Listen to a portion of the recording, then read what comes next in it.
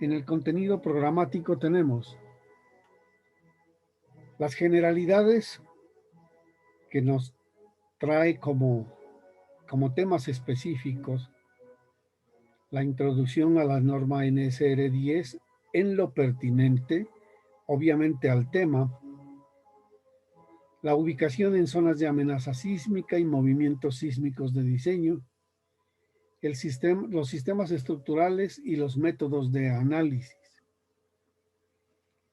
En la unidad número 2 tenemos el tema específico de viviendas de 1 y 2 pisos, cuyo propósito es conocer los métodos y procedimientos para diseño y cálculo de casas de 1 y 2 pisos mediante el título E de la norma NSR 10. Es necesario recordarles a ustedes o aclararles, si ya lo tenían en cuenta, que para trabajar con mampostería, la norma colombiana actual trae especialmente dos títulos.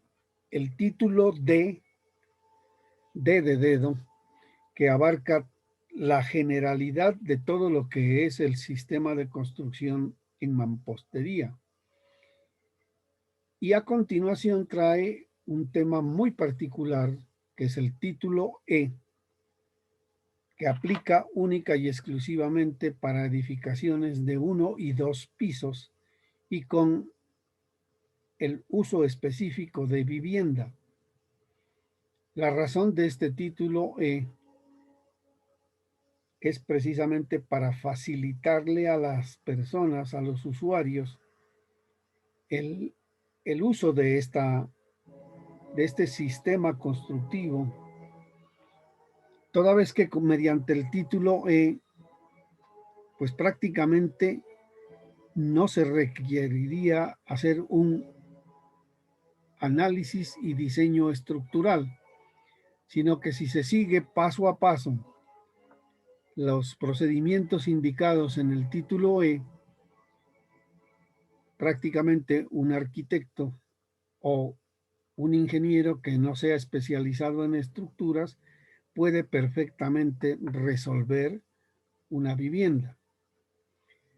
El problema radica en que las limitaciones para permitir utilizar el título E como que chocan con la realidad de la mayoría de los lotes.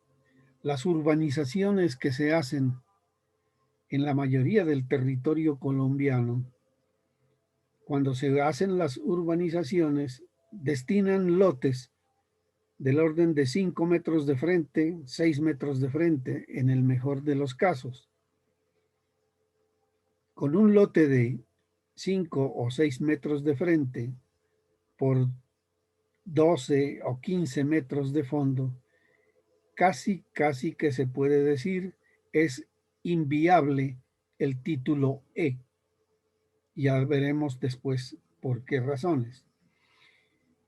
Entonces casi que esto queda abonado en tierra desértica, pero sí tiene aplicación cuando se trabaja en viviendas rurales, en donde los lotes no están pegados unos con otros y podemos nosotros disponer de un terreno no tan rectangular, sino un poco más tendiente a la forma cuadrada, que nos permite tener muros en suficiente cantidad en dos direcciones ortogonales, que es el requisito básico para el trabajo con el sistema de mampostería.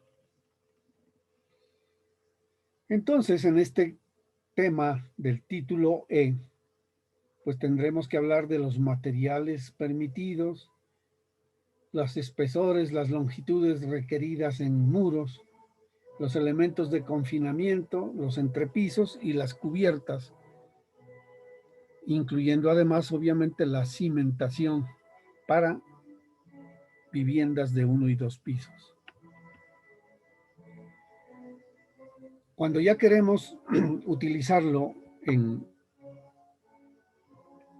construcciones más grandes o en construcciones que no necesariamente estén destinadas para el uso de vivienda, podemos acudir a todas las alternativas y opciones que nos da el título D. Y dentro de este tenemos como sistema constructivo la mampostería de cavidad reforzada. Tendremos que mirar cuáles son sus usos, cuáles son sus materiales, sus restricciones, cómo se hace el análisis sísmico por fuerza horizontal equivalente y el estudio de los efectos torsionales. Y obviamente el diseño y cuantías de refuerzo. Tenemos a continuación la unidad 4 con la mampostería de perforación vertical. Sus usos, sus restricciones y sus materiales, el cálculo y diseño en las direcciones perpendiculares a su plano, cálculo y diseño en la dirección paralela al plano, el diseño de los muros acortante y los elementos de cimentación.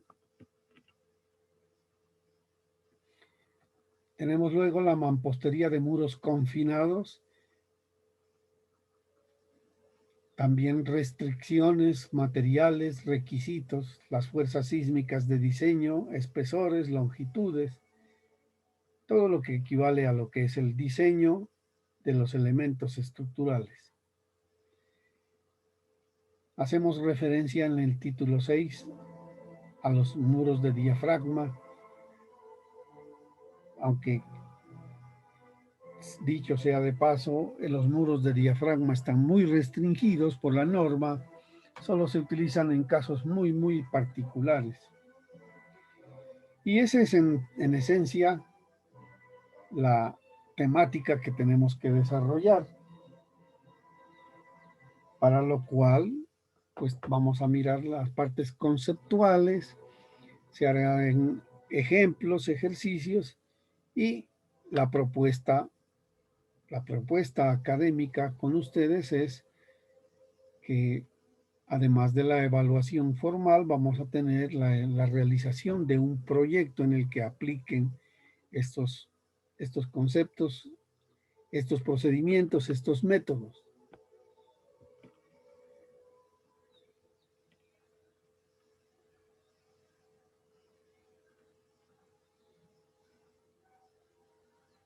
El modelo pedagógico del programa, pues se trabaja con la clase magistral, que es donde el profesor hace la exposición, reforzada con ejemplos, solución de ejercicios, y en lo posible, cuando el número de estudiantes lo permite, yo trabajo la parte complementaria de presentación de los estudiantes mediante trabajos en grupo y como les digo, el proyecto del trabajo final. Bueno, en cuanto a la evaluación, ustedes saben que dentro del estatuto están las consideraciones de qué características y qué cualidades debe tener la evaluación. Aquí tenemos la bibliografía como libro de carácter obligatorio para tenerlo a su disposición, bien sea en los computadores, bien sea en la tablet. Hoy en día ya se tiene casi todo en el celular. Y además, si lo pudieran imprimir y tenerlo debajo de la almohada, para tenerlo como instrumento de permanente consulta, la norma colombiana de diseño y construcción NSR10. No hace falta que impriman toda, pero sí la parte pertinente de el título D y el título E. Aunque como bien saben ustedes, cuando se trabaja ya en el diseño real de estructuras, uno tiene que hacer permanentemente consulta a la NSR10 y no únicamente para el caso particular del título D y título y título E, sino que necesariamente se tiene que tener a mano para muchas veces el título A, que son las generalidades de todo lo que es el diseño sismo resistente, y el título B, que tiene que ver con el tema específico de las cargas. Entonces, ese es nuestro documento de texto por excelencia. Nos podemos apoyar en otros textos que existen, como Mampostería Estructural de Gutiérrez, como Mampostería y Construcción de Villasante. Lastimosamente estos libros no se consiguen o por lo menos yo no los he podido conseguir en PDF, que son de fácil acceso y bueno, pero nosotros supliremos esas deficiencias con los temas que abordemos, con la presentación de diapositivas, etcétera. Y oportunamente, pues cuando sea necesario, se facilitarán algunos documentos. Nuestro calendario académico nos trae como días trabajables. Bueno, prácticamente comenzamos hoy, aunque hicimos el intento de hacerlo el lunes pasado. Y tenemos entonces prácticamente útil todas nuestras semanas de abril. En mayo perdemos un día sábado por ser el 1 de mayo y tenemos un lunes 17 que es festivo, razón por la cual yo propongo como fecha de evaluación del primer parcial el 3 de mayo. No es definitivo ni es camisa de fuerza, dependiendo de cómo evolucione el procedimiento de enseñanza-aprendizaje, será susceptible de modificar esas fechas, bien sea adelantando o bien sea postergando. Tenía yo tentativamente aquí como fecha del segundo parcial el 31 de mayo, porque el resto del tiempo lo tenemos que dedicar a elaborar el proyecto. Ese proyecto deberá ser sustentado, presentado en la medida de lo posible. Yo veo que inicialmente teníamos en lista 26 estudiantes, pero me dicen que ya hay algunas bajas. Entonces, siempre y cuando seamos menos de 20, 25, es factible hacer estas actividades que cuando son grupos como los que tengo en resistencia de materiales, grupos de 60, se vuelve imposible. Y ahí se vuelve todo teórico, lo que diga el profesor y bla, y bla, y bla, y bla. Y no hay oportunidad de escuchar al estudiante. Entonces,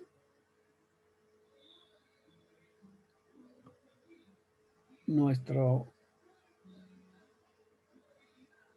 desarrollo de ese procedimiento terminará prácticamente a mediados de julio, porque a partir de allí ustedes tienen que hacer la entrega del proyecto que está prevista para el 19 de julio y dejamos estas fechas 24, 26 y 31 para la sustentación. Entonces, porque en la siguiente semana, la primera semana de agosto, ya es la semana de entrega de notas. O sea que a más tardar, nuestra tercera evaluación, que es la nota del proyecto, aquí no vamos a hacer examen, sino que se tomará como nota la sustentación y la entrega de ese proyecto.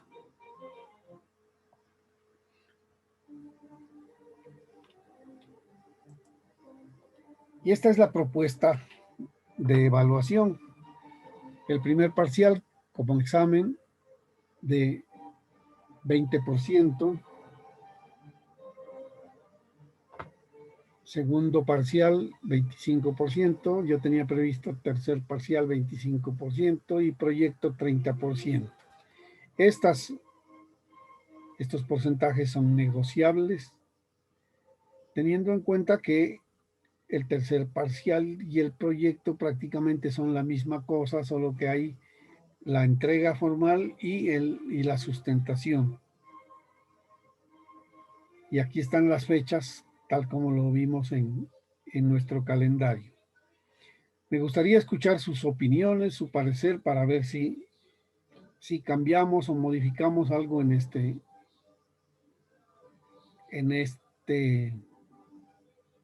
esta propuesta de porcentajes de evaluación. Yo creo que aquí a mí se me fue la mano en el proyecto. ¿Qué dicen ustedes?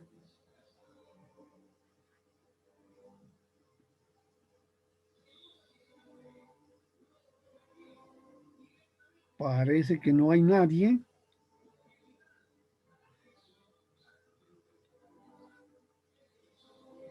¿Nadie quiere opinar? Profe, qué pena. ¿Y el proyecto sería en grupo o individual? Háblame más durito que no le escuché. Profe, ¿ahí me escucha? ¿Sí? ¿El proyecto sería en grupo o individual? Sería individual si el número de estudiantes es inferior a 15. Si es superior, podríamos hacerlo como máximo en Vinas. Ah, claro. Ujú. Ya, vale, gracias. Profe, Diga usted. profe, ¿y el proyecto no podría valer un poquito más? O sea, porque al final el proyecto es que se aplica, me imagino que gran parte de las temáticas, ¿no? Sí, claro. Ajá, no podría valer un poquito más. No Pero sé si los Es compañeros que, están de es que, acuerdo. es que mira que prácticamente allí está con el 55% el proyecto, porque es que 25% es la entrega. O sea, el trabajo escrito Ah, que usted me entrega ajá.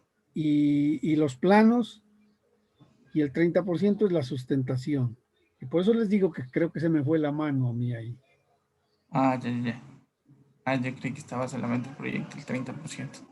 El 30% vale la sustentación y el 25% la presentación. Ah, ya, ya. Yo creo que mejor dejémosle a todo 25% para... Así queda valiendo el proyecto el 50%. ¿Les parece? Ingeniero, Diga. una preguntita. Pues los dos primeros parciales, ¿es netamente teórico o va a haber como algo de ejercicios? Es de ejercicios, obviamente. Ah, ya, listo. Ya, gracias. Lo ha dicho, es una evaluación escrita, pero en la que ustedes tendrán que resolver algunos ejercicios. Yo, es decir, teórico, es decir, cosas de memoria, no acostumbro a pedir, y menos ahora que la evaluación es a distancia, entonces no tiene sentido hacer preguntas teóricas que, que se van a contestar con el libro abierto prácticamente, ¿no?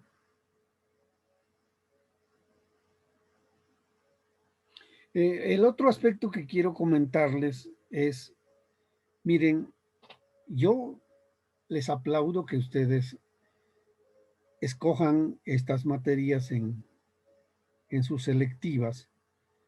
La mayoría de la gente les huye porque, por el temor a que me voy a rajar, o rara vez dice el estudiante me voy a rajar, el estudiante dice el profesor me rajó. La reflexión que yo les hago es que cuando ya usted llegó al, a la altura del tiempo en que ya está escogiendo sus materias electivas, pues quiere decir que usted ya está en noveno o décimo semestre y por consiguiente ya prácticamente está en la madurez de su carrera como estudiante. por consiguiente, uno a esas alturas ya estudia por aprender y no estudia por una nota. Y lo que menos acostumbro yo en las materias selectivas es a complicarle la vida al estudiante. Tampoco quiere decir que se le va a regalar y que por el solo hecho de haber matriculado ya pasó. Por eso hay este tipo de evaluaciones que tratan de únicamente dimensionar que el estudiante realice alguna actividad. Y aquí, por eso la evaluación del proyecto tiene más de la mitad del porcentaje, por la razón de que usted ya trabaja aquí, haga de cuenta que usted ya salió de la universidad y que va a realizar su primer cálculo estructural. Haga de cuenta que yo voy a ser un cliente que le llego con un plano arquitectónico y le digo, por favor, calcúleme esta casa o esta edificación. Y entonces uno cuando va a resolver ese tipo de cosas en su oficina, ya en el trabajo profesional, uno ya no está con el temor de que si voy a sacar 2,5, si voy a sacar 2, si me voy a sacar 1 o voy a sacar 5. El asunto es que ya en el trabajo profesional usted hace sus planos, hace sus memorias de cálculo y las entrega.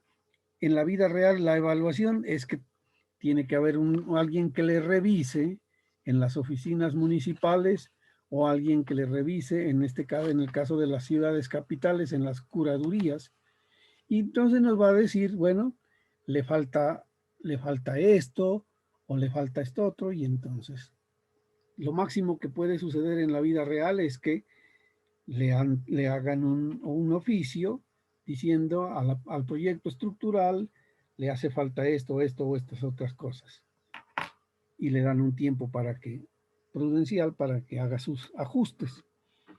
Entonces, el asunto es que ya usted en la madurez de la carrera que lleva, ya se olvide de ser un esclavo de la nota y trabaje conscientemente aplicando lo que usted ya sabe de la ingeniería y lo nuevo que se va a aportar, que no es demasiado, porque como les digo, ya es una aplicación de todo lo que usted ha aprendido en estructuras, en análisis, etcétera.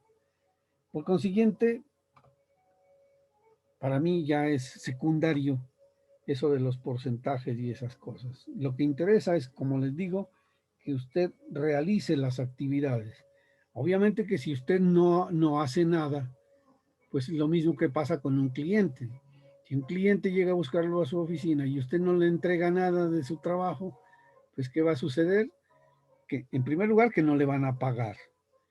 Y en segundo lugar, si ya le pagaron, lo van a demandar porque le pagaron y usted no hizo su trabajo.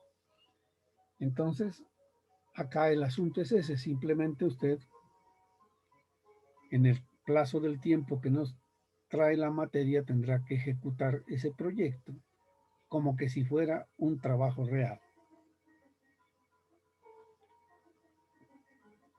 No sé si eso les da un poco de más tranquilidad para que no estén esclavos de la nota.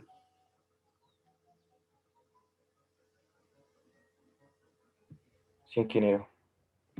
Bueno, de todas maneras, como yo sé que pues a veces hay algunas opiniones o algunos comentarios que quisieran ustedes que no los escuche el profesor, pónganse ustedes de acuerdo y como el lunes tenemos clase, el lunes sí ya tomamos decisiones definitivas con respecto a este tema de la evaluación.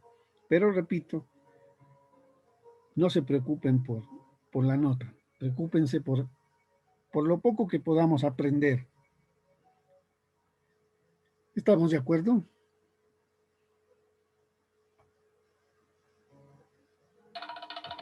Sí, ingeniero. Bueno.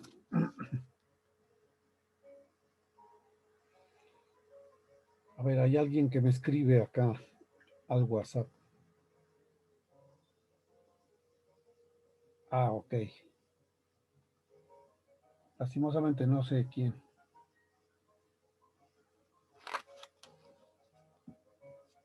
Bien. Entonces vamos a entrar poco a poco a abordar nuestra temática. ¿Qué necesitamos para hacer un buen curso de mampostería? Pues ya saben ustedes que como ingenieros es indispensable que tengamos clarita la aritmética, que tengamos clarita el álgebra, la geometría, algo de trigonometría, que sepamos manejar la calculadora, o inclusive hoy en día la calculadora ya viene de la mano o va del brazo con la hoja de cálculo Excel. De tal manera que si nosotros hacemos nuestro trabajo, la mayoría de las veces, si no disponemos de un software, porque hoy en día los cálculos realmente se hacen en software específico en el que uno lo que hace es alimentar con los datos. En el borrador lo que hace usted es sacar los datos principales, meterlos al computador y esperar que le bote los resultados. Pero obviamente nosotros en la parte de el proceso enseñanza-aprendizaje no vamos a ser usuarios de un software en el que no sabemos ni qué es lo que hace, ni qué es lo que nos está entregando. La función del ingeniero es entender los conceptos, los procedimientos y después ya vienen las herramientas que facilitan ese trabajo. Pero por lo pronto necesitamos ponerle los 5 sentidos a eso, a ese poquito que vamos a aprender. Obviamente tenemos que leer y nuestra lectura comienza desde comprender lo que dice la norma. Esa norma, desde luego que hay que leerla. Yo sé que no es una lectura grata, sino que uno la hace a medida que va avanzando en el trabajo. Entonces, bueno, esta parte de aquí, ¿qué dice la norma para saber si lo estoy haciendo bien o lo estoy haciendo mal? Y bueno, entonces, con base en eso, esto es lo que nos espera, poder llegar a un diseño que es ceñido a la norma para este tipo de edificaciones. Aquí, por ejemplo, de entrada se cuestiona uno, ¿será que esa columnita sí cumple especificaciones? ¿Será que este ladrillo sí está hecho con las especificaciones que permite la norma? ¿O será que está traído así nomás? Desafortunadamente en Colombia, porque eso es general en todo el país, se volvió costumbre que la gente decía, este es mi lote, esta es mi hacienda y yo puedo hacer en ella lo que me dé la gana. Textualmente así lo dice la gente. Entonces, ¿qué cuento? Dice, a duras penas buscan a veces un profesional como para que les firme algo por si acaso llegan las autoridades a, entre comillas, a molestar con J, dicen los viejitos. Pero el asunto es que hay que cambiar esa mentalidad. Uno no tiene que hacer los cálculos y los diseños solo porque, para que no jodan las autoridades, sino porque mire, hay que tener este criterio. Yo por lo menos a los clientes le digo, mire, ¿quién va a vivir en esa casa? Usted si lo va a hacer, si esta casa la va a hacer en su finca, en su casa, en su terreno de campo, es porque va a vivir usted. Y así no fuera a vivir usted, piense quién va a vivir ahí. Va a vivir su mayordomo o la familia del mayordomo. Con esos fines se hacen ese tipo de construcciones. Entonces, si usted va a vivir allí, usted va a tener garantía de que en caso de un evento sísmico, por lo menos va a salvar la vida. Eso es lo que busca la filosofía del diseño sismo resistente, que si hay un sismo demasiado fuerte, no podemos salvar toda la inversión, pero que si un muro de esos se va a agrietar, se va a quebrar, que se quiebre, pero que la gente que vive allí no sea víctima, que no quede atrapada en esos escombros y que no pierda la vida porque le cayó encima una viga, le cayó encima una losa o le cayó encima un muro. Esa es la filosofía del diseño sismo resistente. Entonces lo que uno hace cuando busca un profesional que resuelva eso es cómo pagar una póliza de un seguro de vida. Con ese sentido práctico debemos nosotros tomar el diseño, para que no nos pase esto, mire. O que si nos pasa, como decimos, bueno, se quebró, pero el edificio no se cayó.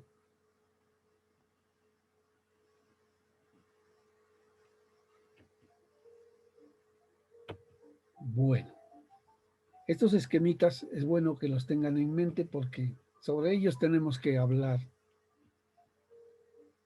en las charlas futuras.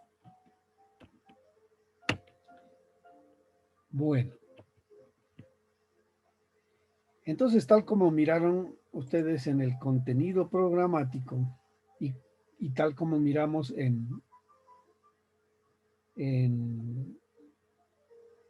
perdónenme,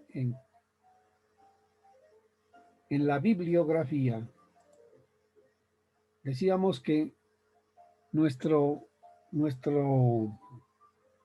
libro de apoyo por excelencia es la norma NSR 10. Yo cambié la pantalla, no sé si ustedes, si están mirando ahora lo que dice tabla A31.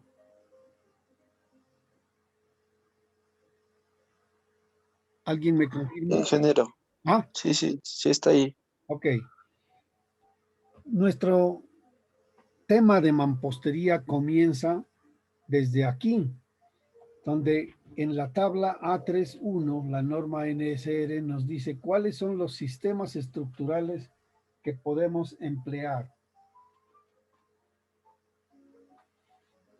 Y en la primera, bueno, en esencia, los sistemas estructurales con los cuales se trabaja para sismo resistencia son el sistema de pórticos, el sistema de muros y sistemas que combinan pórticos y muros. Y hay otra variante que le llaman, son las estructuras combinadas y las estructuras duales. En esencia es casi lo mismo. Lo que es de especial interés para nosotros viene plasmado en la tabla A31 de la norma. Eso está en la página, a ver, veamos qué página es esta. A52. O sea que esto pertenece al título A. La primera parte dice sistemas de muro de carga. Y leemos aquí, sistema de resistencia sísmica para fuerzas horizontales y sistema de resistencia para cargas verticales, o sea, cargas de gravedad. Bueno, la primera parte que nos trae es que nos permite trabajar con madera. Eso es para el caso de los que escogen la electiva de maderas. Ahora vemos muros estructurales. Muros de concreto con capacidad espacial de este no nos interesa. Muros de concreto con capacidad moderada, tampoco. Muros de concreto con capacidad mínima. Aquí empieza lo nuestro. Muros de mampostería reforzada de bloques de perforación vertical. DES, ya saben ustedes qué quiere decir. Diseño especial de disipación de energía con todas las celdas rellenas. Yo sé que habrá muchas partecitas que por ahora no quedan completamente comprendidas. ¿Qué será eso de todas las celdas rellenas, pues ya se imaginarán ustedes que hay ladrillos que tienen unas celdas y que esas celdas, según lo que vemos aquí, unas veces pueden ir rellenas completas, otras veces van algunas rellenas y otras no, y por eso pasan a ser los muros de mampostería con bloque de perforación vertical, pero disipación moderada. Esto sucede cuando no rellenamos todas las celdas, y muros de parcialmente reforzada, cuando no todos los muros necesariamente van reforzados. Entonces aquí está nuestro campo de trabajo. Esta tablita viene acompañada de una serie de datos aquí, cuyo encabezamiento, para poderlos leer, nos vamos a tener que regresar aquí. Valor de Rho, bueno, ese es un coeficiente para poder convertir las deformaciones y los esfuerzos en trabajos, en valores reales. Es decir, aquí estamos inflando nosotros. Ustedes saben que para hacer los cálculos y diseños, primeramente nosotros afectamos por factores de carga, y entre esos la carga sísmica ya viene afectada por valores de esos valores de carga. Cuando yo voy a encontrar las deformaciones reales y los esfuerzos reales, tengo que hacer lo contrario, dividir entre este coeficiente de disipación de energía. Tenemos en la parte de acá las zonas de amenaza sísmica, alta, intermedia y baja, y dentro de ellos nos va a decir cuál es el uso permitido y hasta qué alturas. Y entonces vamos aquí. Muros de mampostería reforzada con bloques de perforación vertical. Tenemos que sí es permitido en zona de amenaza sísmica alta hasta 50 metros de altura. Sí es permitido en zona de amenaza sísmica intermedia, sin límites de altura, y obviamente, si fue permitido en zona de amenaza sísmica intermedia, con mayor razón lo será en la zona de amenaza sísmica baja. Si bajamos acá un poco la exigencia con disipación moderada, perdón. ¿Aló? ¿Aló?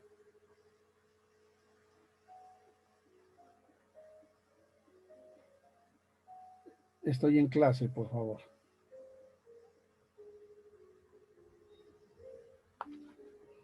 Si bajamos entonces de disipación especial a disipación moderada, encontramos que también así sí nos permite utilizar ese sistema estructural en zona de amenaza sísmica alta, pero ya no en altura hasta 50 metros, sino hasta 30 metros. ¿Qué es para nosotros significativamente o realmente esa limitación de 30 metros? Pensemos que cualquier edificio tiene como altura desde el acabado de piso fino hasta el cielo raso, como mínimo 2,30, eso es lo normal. De pronto en climas calientes se necesita un poco más, 2,40, 2,50.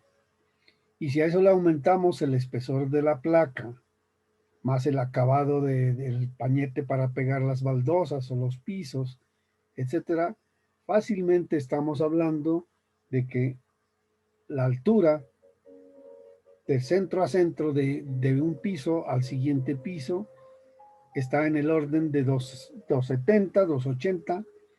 Para nosotros en plata blanca, para hacer rápidamente las operaciones, digamos 3 metros. Entonces, 30 metros lo podíamos traducir como edificios del orden de 10 pisos.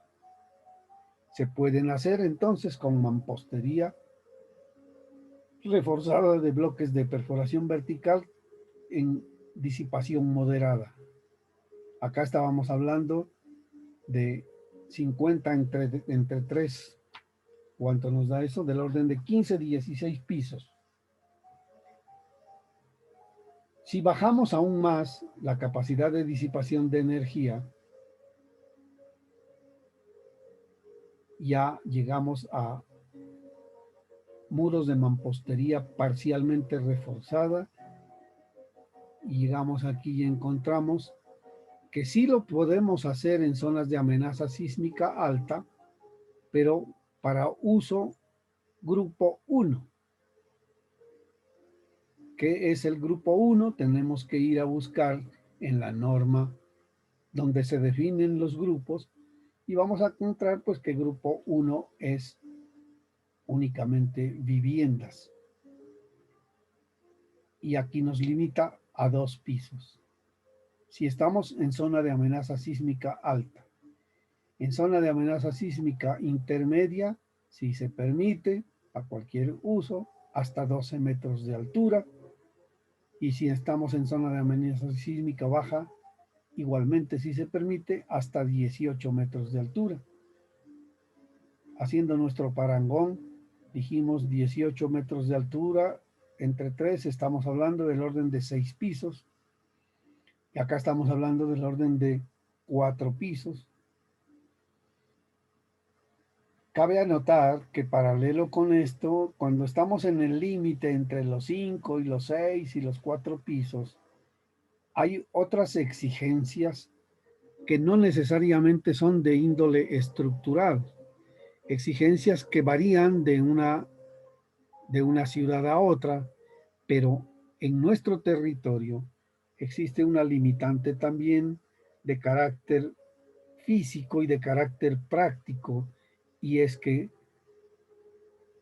cuando una persona tiene que subir por gradas más de 4 pisos, o sea, de 5 en adelante, el asunto se vuelve complicado. Ya se empieza a necesitar que todas las personas sean atletas para que puedan subir por escaleras.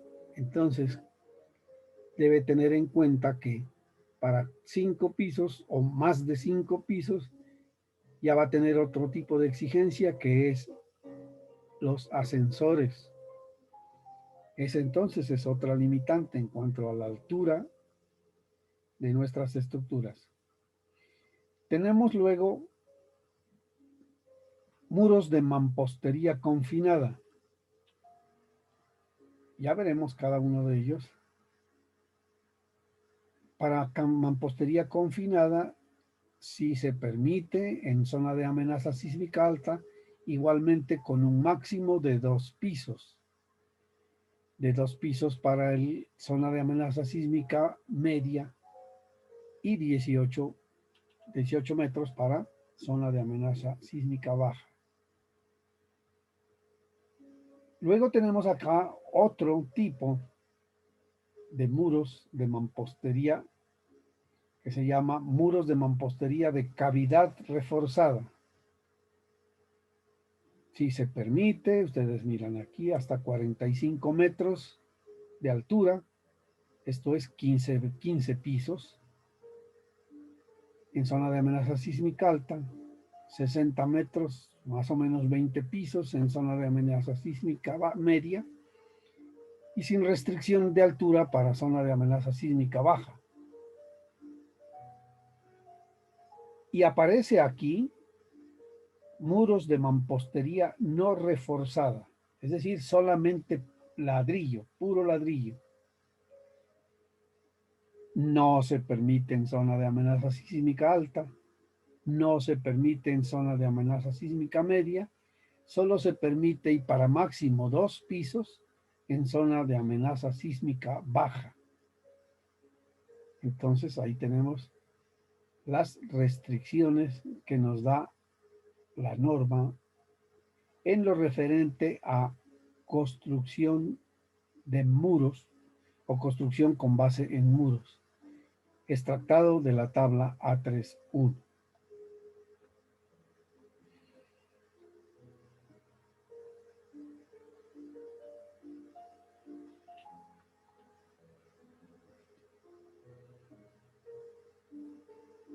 ¿Alguna opinión, algún comentario?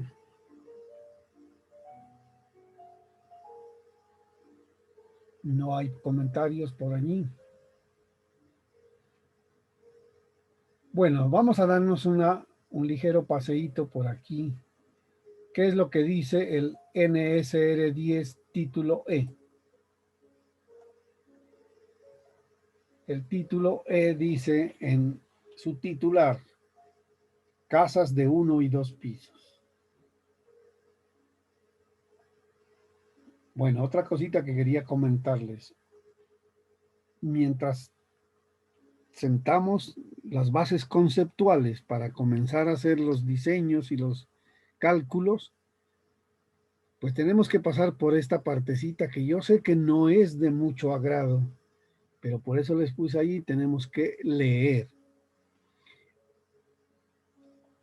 Yo tengo entendido que la norma NSR 10 sí es de alcance para todos los estudiantes, inclusive es casi que de alcance para cualquier persona.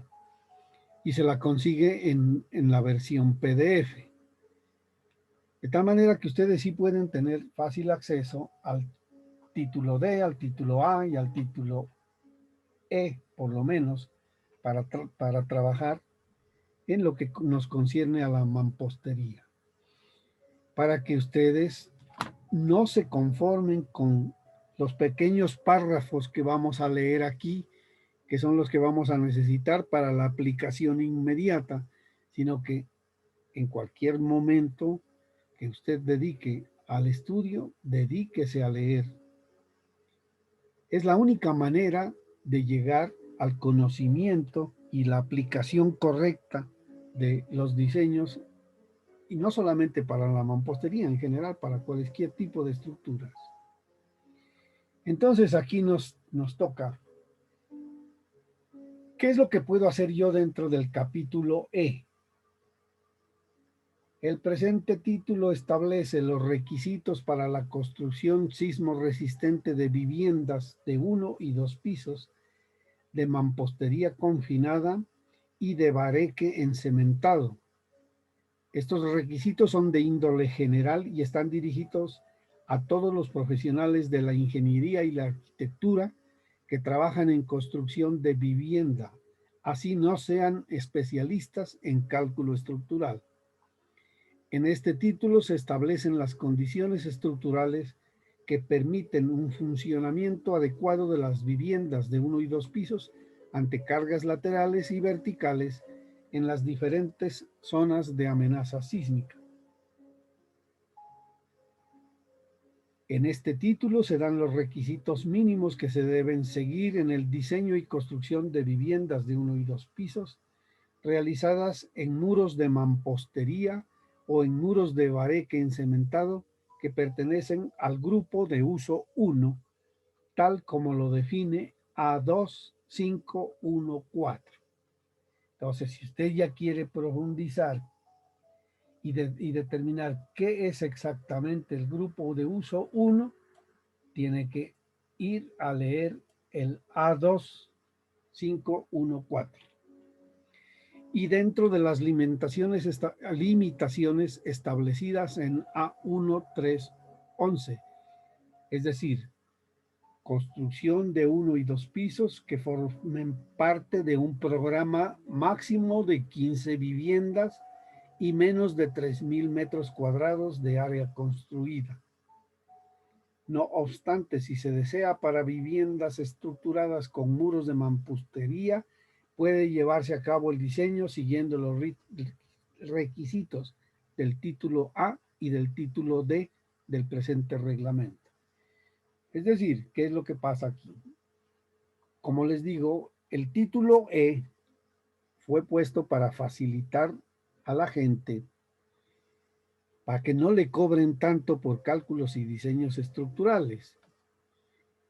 Pero asimismo, como este diseño lo puede hacer inclusive los arquitectos, entonces tiene bastantes limitaciones y exigencias.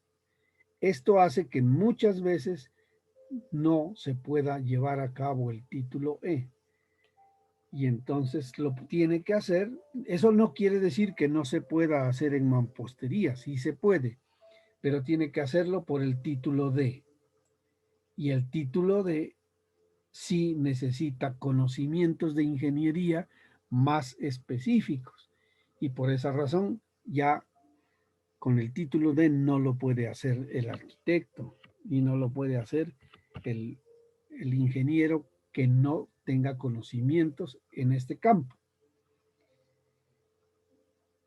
Pero tampoco para irse a los extremos, dice aquí, es decir, si usted es un urbanizador y va a construir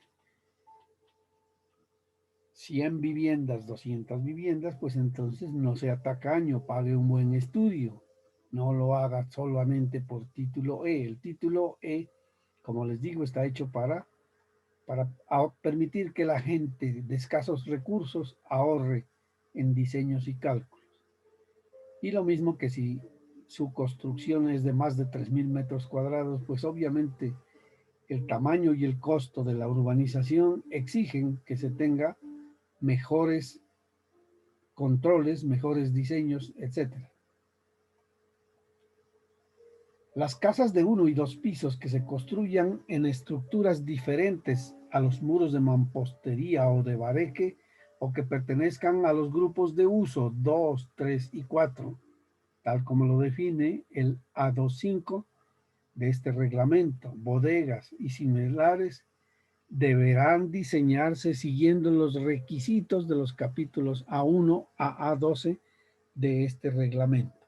Es decir, ya están excluidos. El título E, en definitiva, solamente se puede aplicar para vivienda de 1 y 2 pisos. ¿Cómo van, jóvenes? ¿Están aburridos? Vamos a pasarnos a otra parte menos aburrida y así vamos alternando cuando necesitemos leer y pasémonos acá a ver si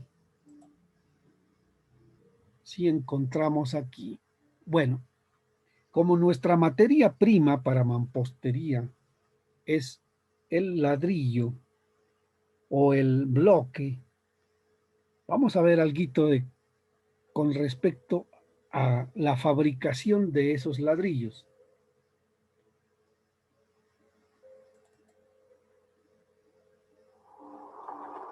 Me dice, por favor, si están mirando el video. Sí, profe, sí se mira.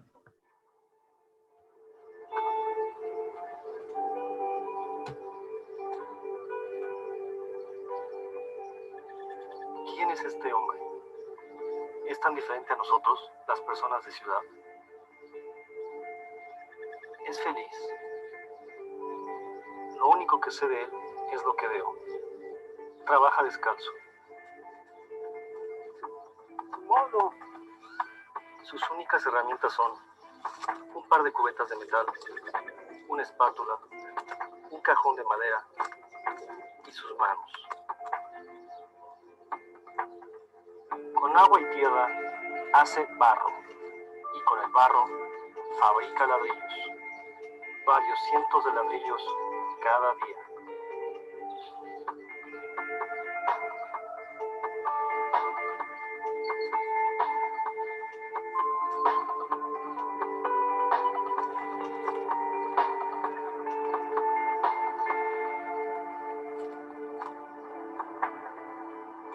Pero el trabajo que él y sus demás compañeros realizan está prohibido por la ley. La razón es que estos hornos clandestinos generan una gran cantidad de contaminantes. Y yo me pregunto, ¿no generamos más contaminación los millones de personas que en la ciudad vamos diariamente a nuestros trabajos en automóvil? Y la respuesta es un rotundo sí. Pero es el precio que tenemos que pagar por construir nuestra civilización.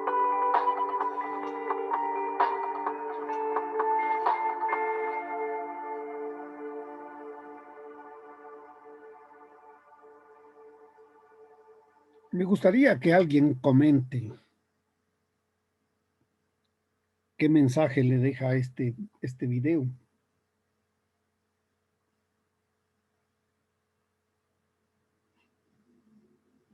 Si no hay voluntarios, me toca escoger aquí a dedo de la lista. Mucha contaminación, ingeniero, ¿no? Ajá. Sí, eso es así. Pero la reflexión es si realmente, bueno, estos señores que trabajan en estas ladrilleras de artesanales, que es la fabricación del ladrillo artesanal, ¿no? El asunto es que cuántas familias dependen de ese modo de vida, de ese trabajo. Esta gente trabaja durísimo y a duras penas obtiene para vivir,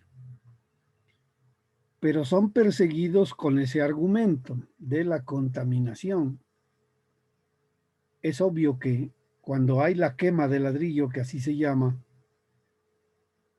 hay una emisión bastante fuerte de gases a la atmósfera. Inclusive cuando estas ladrilleras quedan cerca de las situaciones pobladas, generan fastidios por olores. Pero el asunto es que la quema de ladrillo no es todos los días, se produce si acaso una vez al mes. Más bien parece que hubiera una persecución de las empresas, de las grandes empresas, de los grandes capitales que producen el ladrillo industrial. Veamos otro videíto.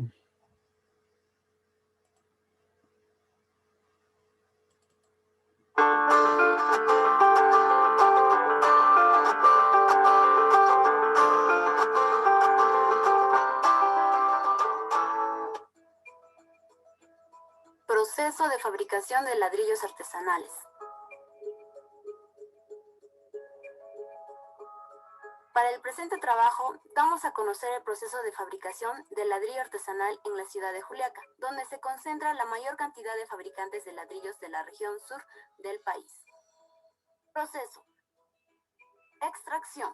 Es el proceso en el cual se extrae la materia prima que es la arcilla, tierra y arena del lugar originario. En este caso, la cantera de Iloilo, que se encuentra a 12 kilómetros de la ciudad de Juliaca y que luego es llevado en volquetes hasta la fábrica. Dosificación. Proceso en el cual se realiza el proporcionamiento de los materiales.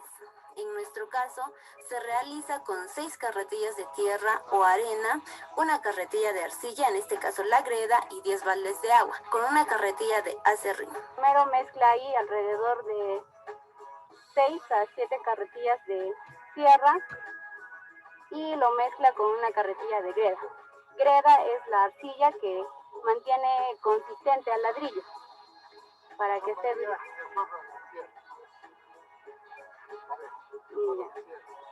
Amasado. Proceso donde se mezclan los materiales dentro de un pozo rectangular. Este procedimiento se realiza pisando el material alrededor de 2 a 3 horas, un día antes del moldeado para que la tierra obtenga su estado óptimo.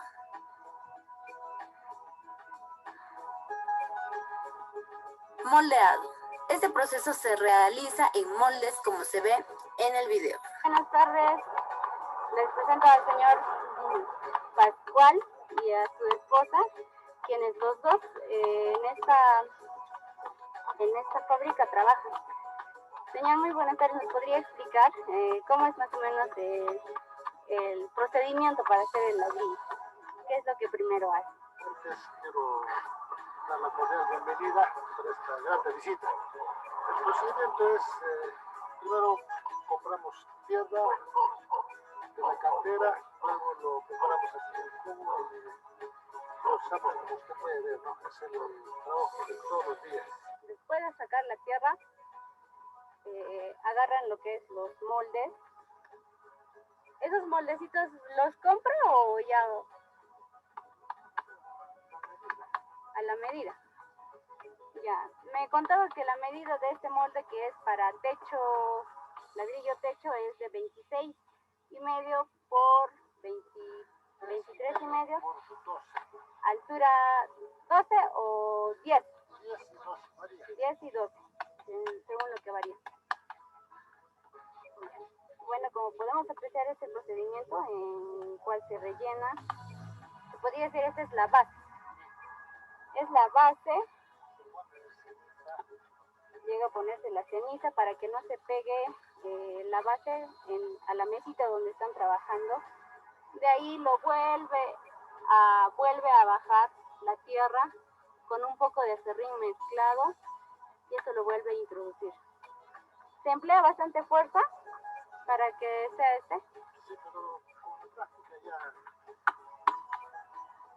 y es más fácil. Ya conoce, ya pues supongo. Esta parte sacan el sobrante con una paletita que lo iguala el contenido de la superficie y le pasan otra paletita para que sea lo que se conoce carabita. Después el molde es llevado a donde están continuando la fila, es sacado el moldecito de los costados con lo que se hace los orificios y se jala la cubierta de metal. Es vueltamente armado, puesto las maderitas a los costados y esto lo lleva al agua. Y eso lo hacen para que la tierra no se quede y sea más fácil para hacer el ladrillo. Secado. Los moldes son ubicados en una superficie horizontal para que puedan ser secados por todas sus caras posibles. Este proceso dura al menos de 2 a 3 días. Horneado. Proceso en el cual el producto cerámico adquiere su característica pétrea. El ladrillo es ubicado dentro de un horno para su cocción y ser quemado por alrededor de 5 horas. La temperatura mínima es de 850 grados e ideal 1000 grados.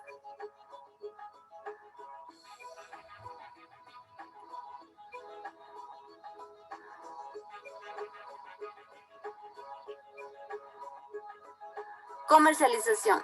Después de la cocción del ladrillo, este está listo para su comercialización, ya sea por cientos o millares, con precios que varían entre 800 a 1000 soles el millar de ladrillo artesanal tipo techo.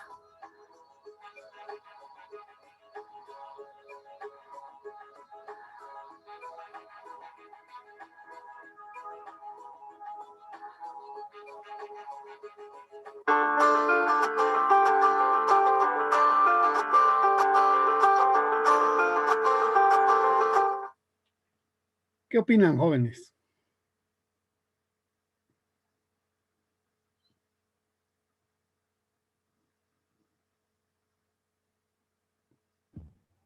Ingeniero, las ladrilleras que están en la vía Túquerres, entrando a Túquerres, ¿también son ilegales? No, yo creo que esas todavía tienen licencia, pero no sé hasta cuándo les permitan trabajar. No tengo realmente conocimiento de en qué situación se encuentren. Y yo lo que quiero sembrar en ustedes la inquietud es en cuanto a, yo digo que está bien que se exijan cierto cumplimiento de normas, está bien que digan que el ladrillo artesanal no sirve para cierto tipo de exigencias estructurales, pero perseguir a esta gente solo por el hecho de que una vez cada 15 días o 2 veces o una vez al mes emiten ceniza, emiten humos, gases a la atmósfera, no es un argumento suficientemente sólido para terminar con esta actividad. Yo aceptaría que por razones de tipo estructural, que digan que ese ladrillo no sirve o cosas por el estilo, pero como veremos, para la mampostería confinada sí sirve el ladrillo y se puede seguir utilizando mientras la norma sismo resistente lo permita. A ver, veamos ahora este siguiente video. Hasta hace poco tiempo el ladrillo era la cenicienta de la construcción. Los arquitectos se volcaban en el acero, el hormigón y el cristal, olvidándose de los logros alcanzados por este material desde su nacimiento 5000 años antes de Cristo. La antigua ciudad de Babilonia o la Gran Muralla China son solo algunas de las obras maestras realizadas en ladrillo a lo largo de la historia. Hoy la situación ha cambiado y el ladrillo regresa con fuerza a la arquitectura y los fabricados en España gozan de gran prestigio internacional. Nos lo cuenta Jorge. Cada una de las viviendas que ven está rodeada por 5000 ladrillos como este. No se estropean, no hay que limpiarlos, son impermeables y aportan calor al edificio. Hoy los fabricamos, son ladrillos de cara vista.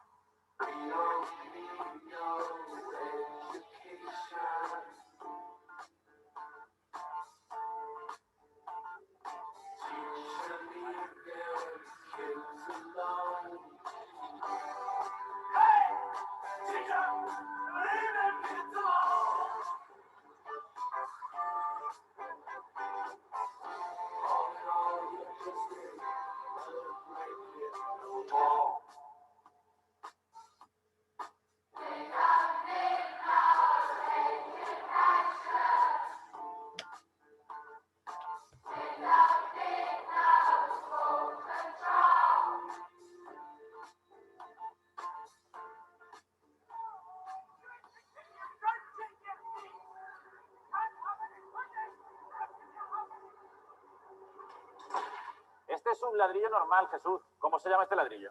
Esto es un ladrillo hueco doble. Hueco doble. Pero este no es el que vamos a fabricar hoy. ¿Hoy cuál fabricamos? El ladrillo que vamos a fabricar es este ladrillo. ¿Qué se llama? Esto es un ladrillo cara vista de Gres. Cara vista porque luego se queda a la vista. Efectivamente. Hay de muchos colores, amarillo, gris, negro, marrón, blanco. No vamos a fabricar solo uno, vamos a fabricar 500.000. Hoy fabricamos 500.000 ladrillos como este.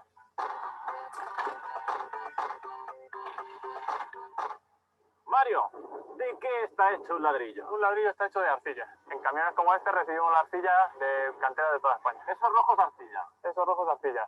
¿Y lo marrón? Lo marrón también es arcilla. ¿Y lo blanco? También es arcilla. O sea, que hay arcillas de colores. Sí, hay arcillas de muchos colores. Depende de la composición. Yo pensaba que este ladrillo estaba pintado de blanco, pero no. Veo que está hecho de arcilla blanca. Pues ni una cosa ni la otra. El ladrillo que vamos a hacer tiene este tipo de arcilla amarilla, tiene este tipo de arcilla roja y tiene este tipo de arcilla blanca. Si lo hiciéramos solo de arcilla blanca, ¿qué pasaría? Pues no podríamos hacerlo porque no tiene capacidad de moldearse. Se rompe. Se rompe. Chan, chan, chan, chan. Entonces hay que añadirle otro tipo de arcillas más resistentes. Correcto. Patiño, ¿puedo subir con usted? Sí, se puede subir, sí. Es que hace un frío. Sí. Aquí usted tiene calefacción y está la mar de gusto. Sí. Es que hace un frío. ¿Dónde estamos? En la sierra de Guadarrama, En Segovia. en Segovia. Según el ladrillo que vayan a hacer, va cogiendo con la pala algún tipo de arcilla u Sí, otra, ¿no? hacemos diferentes mezclas y lo echamos a desmenuzarlo. Es muy difícil conducir un cacharro de estos. Hay que hacer cursos. Cursos especiales. Sí, cursos de palista, pero con el carnet vale. ¿Ah, sí? ¿Con el carnet de uno puedo conducir yo esto? Sí, sí. Vamos a volcar estas piedras en la desmenuzadora. Con cuidadito no nos vayamos a caer detrás de las piedras, Patiño. No, hombre, no, tranquilo. Patiño, me voy. Una última pregunta. ¿Usted no será familiar de María? Pues no. Creo que no, vamos, no lo sé, creo que no lo sé.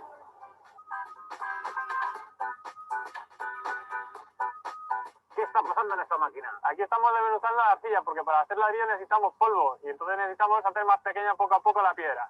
Hay unos rodillos que con unas palas se hacen así y van rompiendo la piedra a tamaño más pequeño. Ahí estoy viendo piedras de medio metro. Van a salir reducidas a... De aquí van a salir reducidas al tamaño de una pelota de tenis.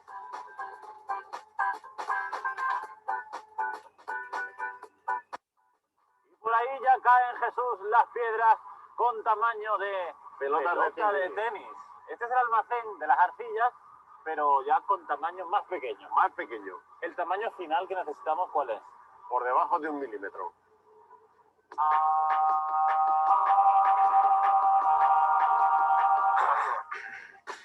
Hey baby, won't you look my way? I can be your new addiction. I'm a sorry sucker in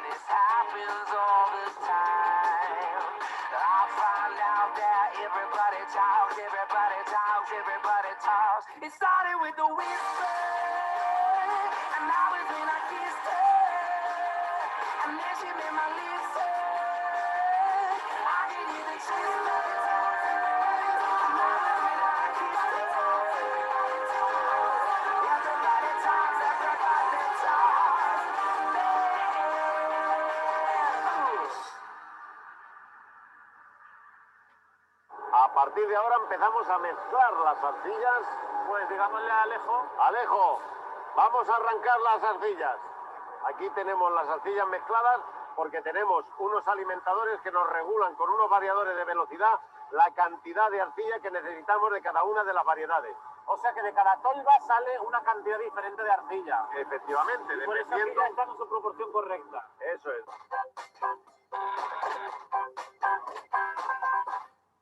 Las arcillas perfectamente mezcladas van para allá, luego por aquella cinta para allá, luego para allá y caen allí. ¿Eso qué es? Eso es el molino de martillos. ¿Y si le decimos a Alejo que nos lo abra? Perfecto. Esto gira para acá. Los martillos van haciendo así. Esto es. Golpean contra la rejilla. Eso es. Y la arcilla se desmenuza más todavía. Se desmenuza. Las piedras entran así al molino de martillos y salen. ¿Cómo salen, Jesús? Tan, tan, tan, tan, tan, tan, tan. Aquí ya tenemos este polvo. ¿Y esto ya está listo? Todavía hay que seguir reduciendo. Hay que tamizarlo. Aquí la tamizadora esto es como una malla, digamos, ¿no sabes? Como un colador. Sí, como un colador. Está inclinado. Esto es lo que ha pasado la malla. Si hay alguna piedra más gorda de lo normal, se queda encima de la malla. Se queda encima. Y vuelve al molino. Vuelve al molino. Ahora ya sí tenemos la arcilla en polvo con la dimensión adecuada. Le aportamos una cantidad de agua para que pueda cohesionarse. Igual que ocurre en la playa, tú tienes la arena suelta y no puedes hacer un castillo. Si le aportas humedad, ya puedes manejarlo. Jesús, algo está fallando. Tenemos que hacer 500.000 ladrillos blancos y la mezcla nos ha salido de color marrón. Tranquilo que saldrá blanco. Y sin pintar. Y sin pintar, en masa. Hay que seguir con el proceso. La mezcla ya llega aquí con su agüita, pasa de cinta a cinta, nosotros siempre detrás. En esta máquina le vamos a añadir vapor. Necesitáis un 18% de humedad. O un 18% de humedad para su correcto amasado. Para que el ladrillo salga bien. Una vez que lo hemos conseguido, lo pasamos a través de una cámara de vacío, donde ahí lo que hacemos es succionar todas las partículas de aire que pueda tener esa masa. Es una aspiradora industrial donde tiene que darse la circunstancia de que la caja sea totalmente hermética. Las partículas de la arcilla, en un principio, al quitarles el aire, cohesionarán mucho más y en el futuro harán que nuestros ladrillos sean más resistentes.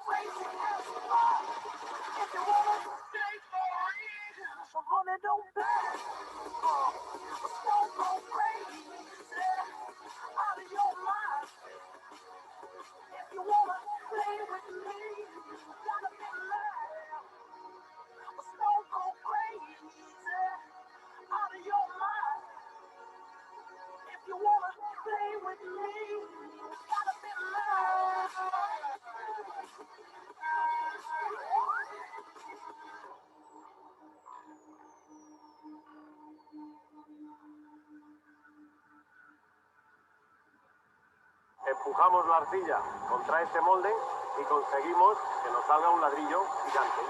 Porque esto se está moviendo, aunque no lo parezca. Si ponemos el euro aquí, pues ya nos damos cuenta de que esto es un ladrillo gigante que se mueve.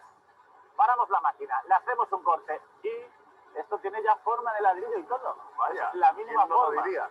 Aquí dentro lo que tenemos es un molde igual que este. ¿Y por qué a estos ladrillos los agujeros se le hacen aquí y no para allá, como el de toda la vida? Porque este ladrillo, cuando se coloca en obra, se coloca en esa posición. Al tener más agujeros, nos va a permitir que la masa de cemento pueda penetrar mejor entre un ladrillo y otro y agarre mucho mejor. Aquí, por medio de unos alambres acerados o cuerdas de piano... Cuerdas de piano, como las que tienen los pianos. Sí, efectivamente, son del mismo material. También tenemos en la parte posterior unas roldanas que lo que hacen es biselar todo el ladrillo por arriba. Las cuerdas cortan por aquí.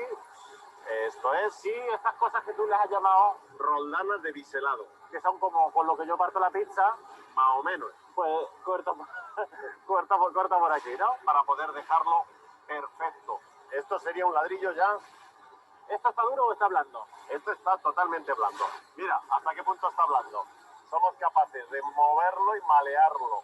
Pero, entonces, ¿qué se le hace al ladrillo para que se endurezca y no se rompa? Esto hay que quitarle la humedad, hay que secarlo. Pues vamos a secar ladrillos. ¿Y esto lo tiramos? Ahí se recicla todo. Vuelve al proceso y se recicla otra vez. Muy bien, me voy al secadero.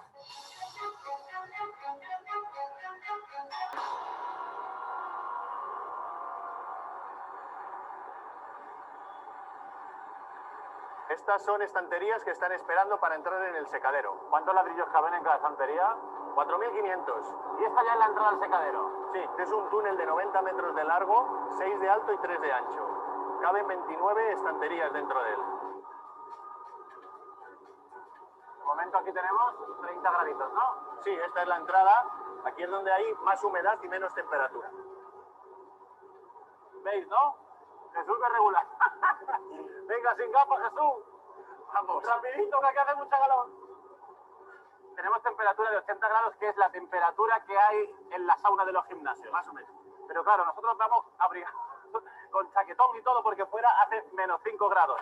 Así que vamos a salir de aquí cuanto antes. Hace mucho calor.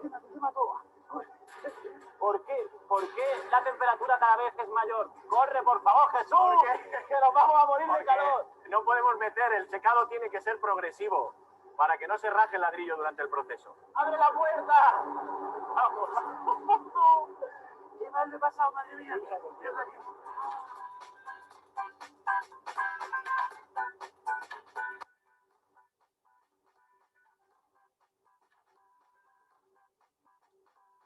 Tengo un ladrillo seco, como los que hemos visto en el túnel. Este está caliente, acaba de salir del túnel. Este acaba de salir del túnel. Está sudando, ¿eh? Sí, porque no es para menos. Pues la gente va a decir que yo exagero, pero no.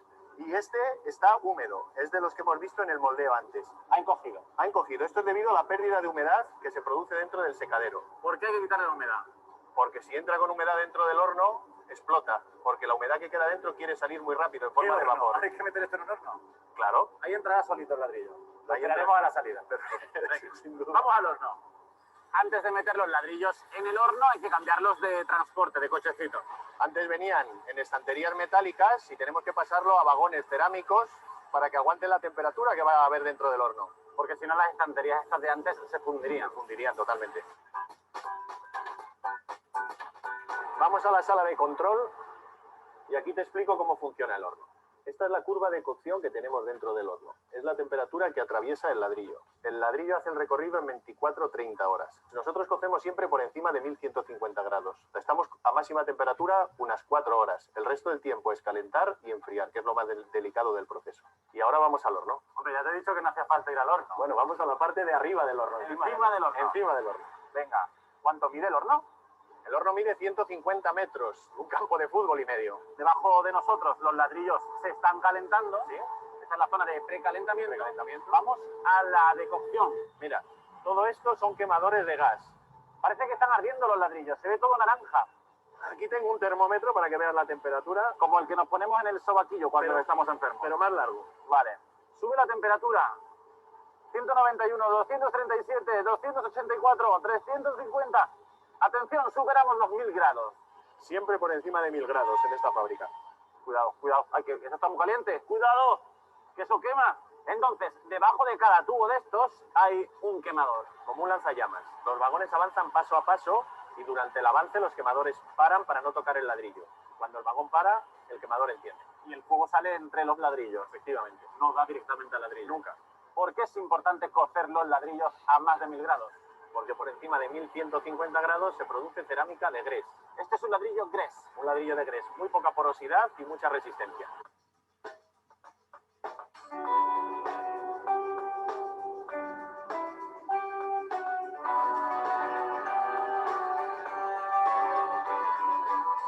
Trajeron ropas para impresionar, trapos y pieles en forma de abrigo, pero ¿quién quiere taparse de lo desconocido? Fue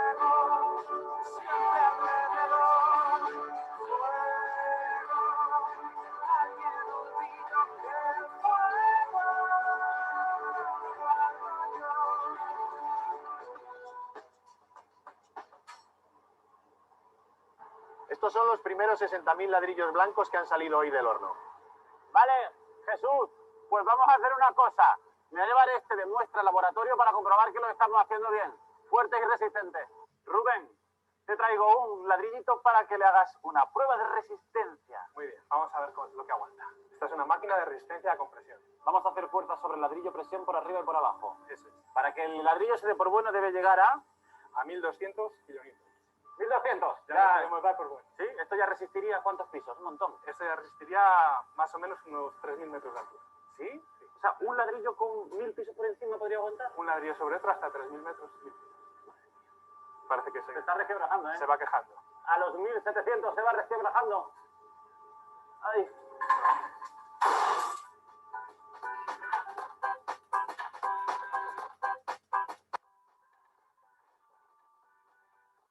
El corazón que se me va a salir. Pero antes de marcharme tengo que hacerte otra pregunta. A ver, mezclamos arcillas, las convertimos en polvo, le echamos agua, luego hicimos este ladrillo moldeable, lo secamos y lo cocimos. ¿Por qué cambia de color el ladrillo? Cambia de color, depende de la temperatura a la que lo cozamos. Esta arcilla, por ejemplo, a 1100 da este color. Este a 1150, a 1200, a 1250 y este sería a 1300 y ya estaría quemado. Pues solo nos falta ver cómo quedan estos ladrillos blancos en un edificio. Pues así quedan colocados en un edificio 500.000 ladrillos de Cara Vista Gres. Desde Segovia los exportan a los 5 continentes. Vamos a recordar cómo los hacen. Todo lo que ven es arcilla. Para fabricar un ladrillo como este, de cara vista, gres y de color blanco, necesitamos 10 tipos de arcilla. Unas aportan color, otras resistencia, otras son impermeables. Las piedras de arcilla pueden medir medio metro de diámetro. La máquina desmenuzadora se encarga de reducirlas de tamaño. En el molino de martillos las convertimos en polvo. Y en la tamizadora colamos ese polvo. Añadimos agua para que se pueda moldear. Y la pasamos a presión por un molde. Obtenemos un ladrillo gigante que cortaremos con cuerdas de piano. Ya tenemos un ladrillo, pero está blando.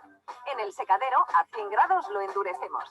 Y para que esa dureza se mantenga para siempre, cocemos el ladrillo a más de 1000 grados. En el horno, a esa temperatura, el color del ladrillo cambia y aumenta su dureza. Resultado, ladrillos blancos, impermeables y muy resistentes.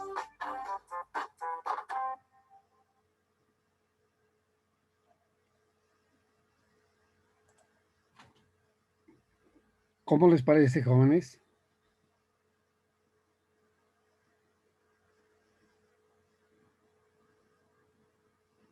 Bueno, tal como esta ladrillera que vimos con todo tecnificado, pues en nuestro medio también las hay. Tenemos la ladrillera de Occidente en Cali, tenemos la ladrillera Santa Fe en Bogotá, tenemos ladrilleras en Cúcuta, en muchas partes. Creo que inclusive aquí en Pasto también ya hay ladrilleras que producen este tipo de ladrillos. Como les decía, la principal ventaja del ladrillo fabricado industrialmente es, en primer lugar, que se logran grandes resistencias. En segundo lugar, la uniformidad en los ladrillos. Se podría decir que todos son iguales, lo que no sucede en el proceso artesanal, en el que por la presión de la mano no se puede garantizar ausencia completa de aire entre partículas. Tampoco se puede garantizar uniformidad en las aristas del ladrillo y cosas por el estilo que hacen que obviamente para mejor calidad en la construcción se exija calidad en el ladrillo, sin que quiera decir por esto entonces que hay que anular por completo la fabricación artesanal. Lo que pasa es que, como les digo, estas grandes industrias mueven grandes capitales y obviamente ustedes saben, el interés del capital es arrasar con la competencia. ¿Qué otra cosa les digo? Hoy día ya no nos queda mucho más tiempo pero sí me interesa escuchar sus opiniones. Ustedes toca empujarlos para que hablen, ¿no? A ver, que nos comente una dama ahora, Lisbeth. ¿Me escucha, ingeniero? Le escucho perfectamente. No, pues sí, la verdad estaba muy interesante ver toda la serie de parámetros que ellos tienen que verificar. Y, por ejemplo, las temperaturas tan altas que alcanza para dar la resistencia o la forma en la que hacían los huecos. También me parecía interesante que ellos decían que era para que se una de una mejor manera. Ajá. No, en general, pues sí, me parece que el proceso pues es muy organizado y como usted nos decía, no tiene como tanta cabida a fallas como si el proceso manual. Sin embargo, pues en una región como la nuestra sabemos que pues que es difícil que los pequeños productores puedan llegar a ese nivel. Correcto. Bueno, vimos en un primer video la fabricación netamente artesanal. Vimos ahora la fabricación 100% tecnificada, fabricación industrial. Hay un punto intermedio de fabricación de ladrillo prensado, en el que para poder garantizar mejor resistencia del ladrillo, lo que hace es someterlo a una prensa que comprime esa arcilla en su estado todavía pastoso, plástico, para provocar la salida de aire entre partículas. De todas maneras, entonces, ese es uno de nuestros materiales de trabajo. Ese es el ladrillo de arcilla. Pero después veremos que también hay ladrillos de sílico-calcáreos, que quiere decir sílice, que viene de las arenas, y cal. Entonces se fabrican igualmente ladrillos de sílice y cal, que son llevados también prensados y luego llevados a unas cámaras de vapor y siguen el proceso, algo parecido a lo que vimos. Y también tenemos los ladrillos que por su tamaño quizá ya no reciben el mismo nombre de ladrillo, sino de bloques, fabricados en cemento y arena, en mortero. Con cualquiera de estos tres sistemas nosotros podemos trabajar nuestras estructuras de mampostería. Por hoy hasta aquí los acompaño. Quisiera saber si durante el proceso alguien llegó posterior al llamado de lista para verificarle su asistencia. Buenos días, profe. Yo llegué despuesito. ¿Cómo es tu nombre? Edison Hernán Pozo. Pozo. Ok. ¿Alguien más?